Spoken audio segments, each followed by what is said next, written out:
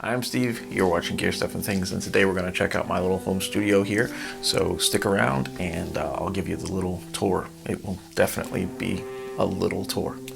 Stick around.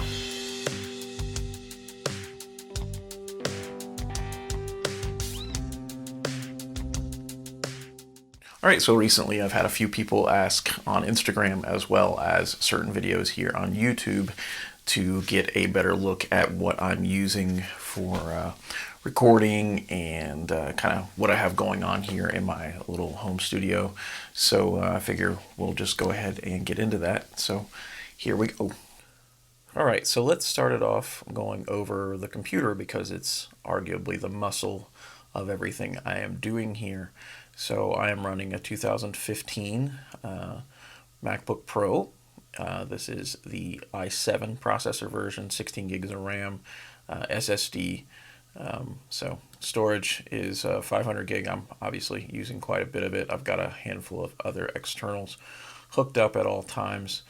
And beyond that, yeah, it's 2015 MacBook Pro. The main reason I went with that, which I bought 2 years ago, is just because I wanted something that was still able to be upgraded, that had a nicer processor in it, and that did not have the terrible keyboard that the 2016 till 2019 MacBook Pros featured, and it didn't have that stupid bar thing up here, which I guess I'm going to cave on because I am looking at switching to an M1 Mac once they get all the kinks worked out with all the plugins and stuff. That's the heart of the system here. From there, there's one of my Lacy hard drives. This one's basically all of my music and photos and documents and stuff. But this is my interface here, which is the Presonus Quantum. This is the bigger of the Quantum series, so there's 8 XLR inputs as well as multiple 1/4-inch inputs that are dual purpose, the 2 hybrid inputs here on the front, and using the wonderful Quantum pre's. It's an excellent interface, and it allows me to be able to do simple tasks like keeping, this is basically where my Helix stays plugged in at all times, or anything else I want to run underneath here into it stays plugged in. And then I have the option of running a full drum kit, and we'll get to that in a bit because we have a lot of drums and stuff here in the basement, and I basically just run lines down there, but we'll cross that bridge when we get to it. So I am using as well this Presonus fader port to control most of my work when I'm in a session. So all my pans and adjustments of volume and cueing things when I'm working on stuff. For monitors, I've been using these Yamaha HS5s, I believe those are called. I've been using those for about a decade. I have no complaints with them whatsoever. I know some folks here on YouTube knock them, and I respect your hustle, and I know there are better things out there in the market, but I've had these for over 10 years. They've treated me really well and been super reliable.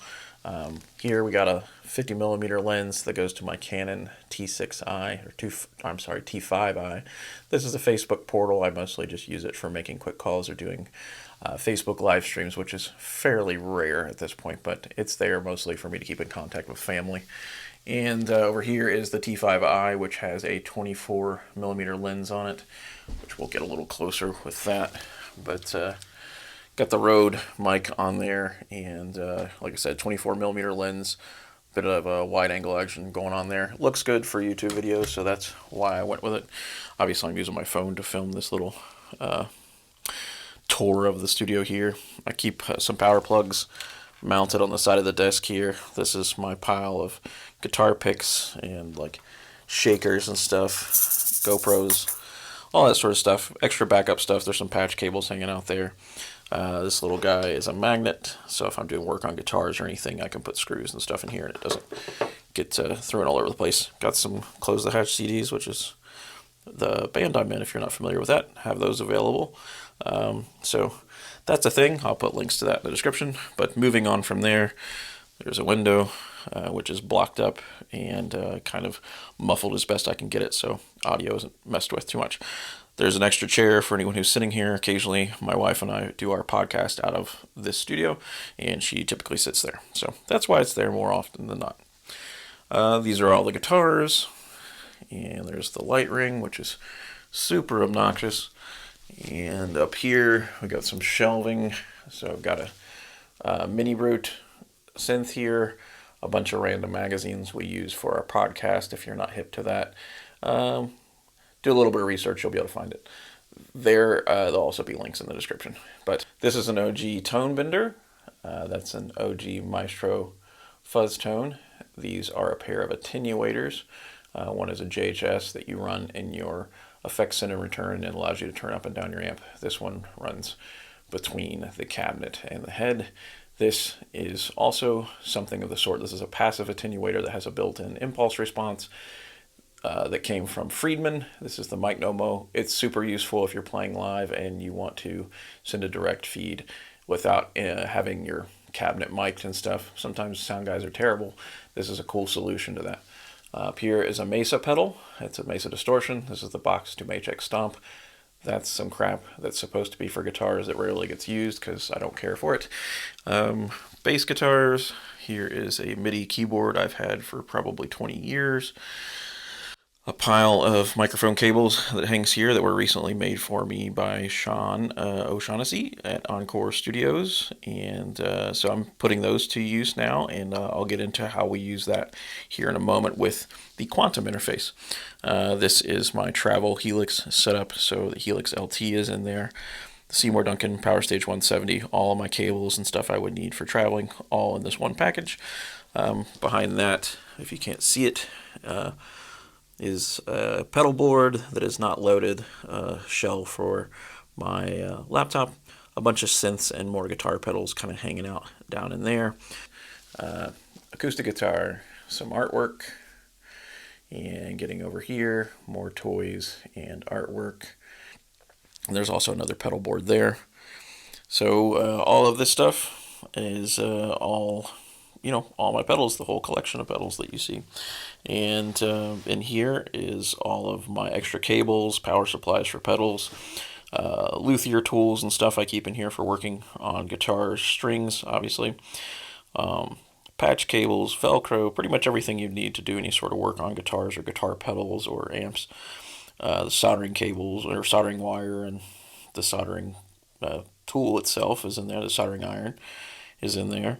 Along with all kinds of other stuff that is necessary for working on guitars and stuff. So I'm just repurposing this old milk crate for that stuff, and it fits pretty well on this IKEA shelf. So these two are cases for cameras. This one has recently been repurposed to use as a travel case for my HXstomp when we need it to be traveling. And it also has a more baby bomb in it as well, so a backup power amp should I need it. This is for the Canon T5i. This is a bunch of records, and from that, moving basically back over into the circle here, that's pretty much the whole setup. Nothing too crazy really, so I'll get a couple of more broad shots for you here of the office. Also, the desk I'm using is an IKEA desk, and it was basically the cheapest top they had, which I think was like $25 Canadian, and then the cheapest legs they had, which were about $5 a piece Canadian. Pretty inexpensive. That thing that you're seeing on top of there is a former shelf, just like this, that was on the wall. And I put some furniture feet on the bottom of it to make a secondary level for my little desk here. Nothing too crazy, super unimpressive, I'm sure, but it is what I use, and we'll show you a little bit of that. Also, there's a flat screen TV that sits up there, and I use it for a secondary monitor as well as to house the logo here when I'm filming things on Gear Stuff and Things. And with that, we'll take a little journey, because what I do in order to record drums and stuff, when we do that, if and when we do that, we run all of the lines from this room. There's a vent right outside this door that goes to the basement, and I'll take you down there. Also, I've got some pedals and an HXstomp hiding under the desk. I keep those down there pretty much at all times because it gives me quick access to things, and I can control everything on the computer. That box has a bunch of mics in it. This is an iPad Pro, and which I use for my artwork and doing some editing here and there. And that's my MIDI controller, which is just an Akai MPK. I know I'm doing some of this out of order, but anyways, that's what's going on here. Also, this USB hub, which is independently powered, was think 30 or 40 bucks on Amazon, but it's been a lifesaver because it allows me to keep a bunch of stuff running without draining the battery. From, you drain the battery when you use a bunch of USB stuff if you don't have a secondary power source. So this USB power source is fully powered, and that prevents it from draining here on the battery. So now we'll hop to the basement and take a look at what we got going on down there. So what we do here is I basically run the mic cables from the room you were just in, because there's a vent above here. I run them down through that vent through here, and then we take them over to drums should we need them. The wife is a drummer, and she has a lot of Yamaha kits around the place because she was endorsed by Yamaha. So this is one of multiple Yamaha kits that are here in the basement. Some amp heads we have laying around. So Mesa dual rectifier, PV Windsor, green Mad amp. Behind that is a Newell Marshall clone, and then that little green thing there is just an empty rack that was for my Hilbish PB10 when I was traveling with it. From there we also have this SVT Ampeg head, another pedal board in that case, and a cabinet that I made that is a Reaper HP and a Vet 30 from Warehouse Guitar Speakers. Then there's another one over here, another 212 I made. That one features 2 Reaper HPs. My wife uses that one.